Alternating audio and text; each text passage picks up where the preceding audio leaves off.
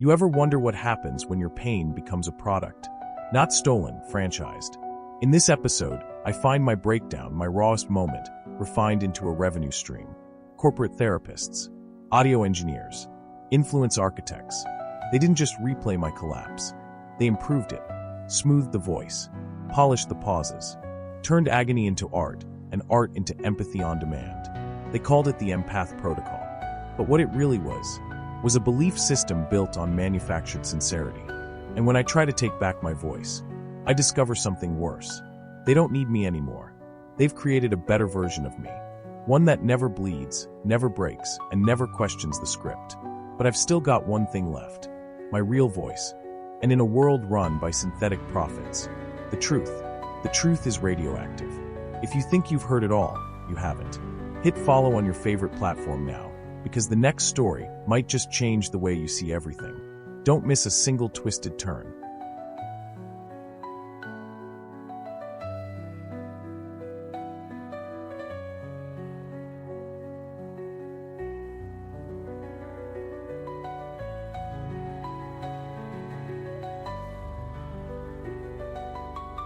The algorithm of empathy. The first time I uploaded something real, it felt like dying. No intro, no edits, no curated soundbed, just my voice, shaking. 22 minutes of unfiltered pain. The mask dropped. No tricks, no hooks, just a man speaking truth. And maybe secretly, hoping the world would turn away. It didn't. It amplified. They called it the revival. Comments flooded in, not like before. Not the sharp, dopamine-drunk reactions I used to chase. These were reverent, worshipful. This is the man I always believed was underneath. I felt every second of this in my bones. You just gave permission for the rest of us to stop pretending. For a moment, I believed it too. Maybe the collapse had birthed something clean. Then I saw the reposts. Clips chopped, reframed, recaptioned. Hashtag revival code. Hashtag emotional intelligence. Hashtag permission to feel. Hashtag Roreal resurrected. TikTok sermons. Instagram reels. Empathy core edits with soft piano and nature b-roll. A full subreddit emerged, our /empath king. They didn't consume the truth. They commodified it. Someone somewhere was harvesting the emotional metadata of my breakdown, turning it into marketable vulnerability. And then I saw it. The waveform on a reposted clip didn't match my original. It was close. Too close. Smooth breath patterns. Enhanced EQ. Polished, just enough to be palatable pain. I traced the source. An account registered to an LLC I'd never heard of.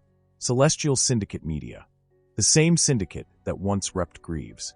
The same IP routing through 6 VPN tunnels and 3 offshore accounts. It hit me like a silent scream. Authenticity had become the new theater of control. And now, my sincerity was someone else's product launch. The Sincerity Cartel. They weren't stealing my story. They were franchising it. I found a Discord server. Invite only, encrypted. The invite came from an anonymous tip, embedded in a GIF of a weeping saint. Inside, dozens of accounts, verified creators, high-following influencers, psychologists, AI audio engineers, and at the center, a private voice channel titled, The Sincerity Cartel Live. The first thing I heard was my voice, but not mine. Same rhythm, same tone, slightly higher register. It wasn't just mimicry.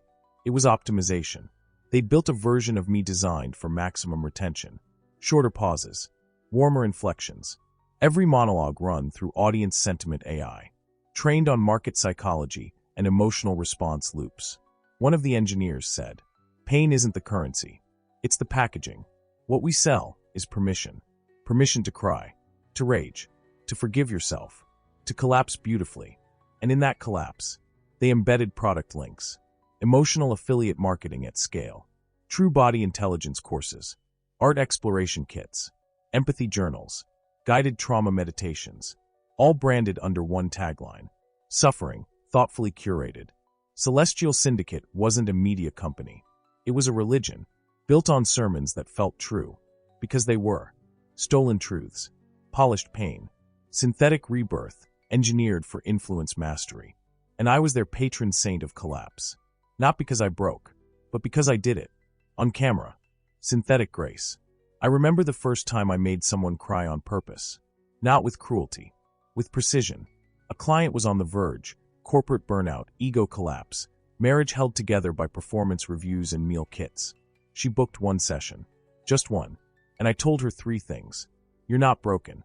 You're performing a version of yourself you don't even like.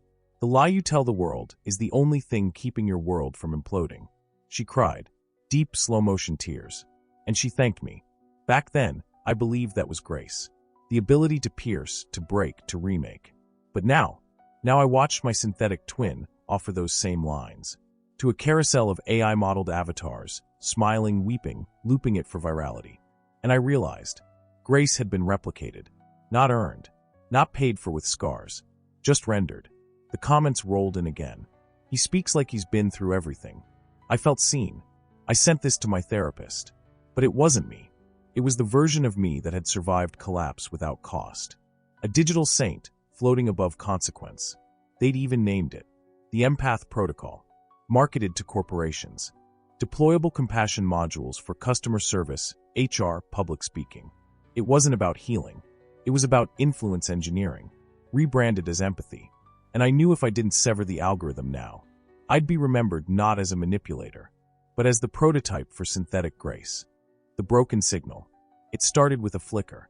One video, just one, vanished from the Empath Protocol's content bank. The revival upload. The original. The unsanitized. The one with my voice cracking at the 12-minute mark.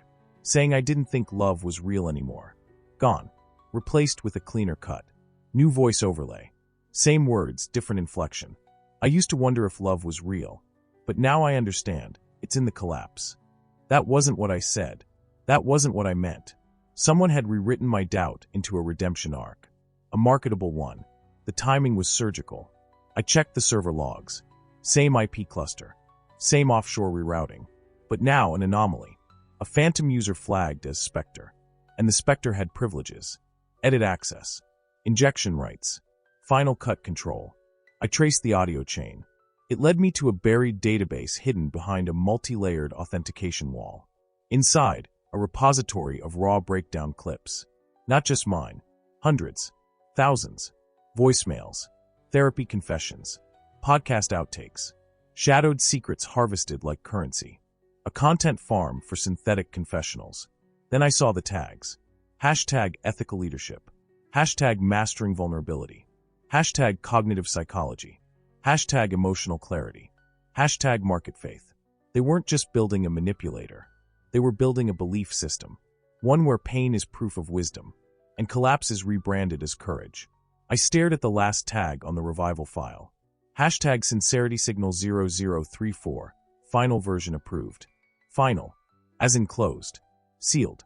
Canonized. They'd sanctified my suffering. Not to set me free, but to claim me as scripture. Unholy rebirth. There's a reason prophets go mad. It's not the message. It's the mirrors. Too many eyes reflecting your supposed truth. Until you forget what you looked like before the light hit you. And now the mirrors weren't glass. They were servers. Databases. Mirrored content caches backing up the faith of a broken man who never believed in anything long enough to kneel before it.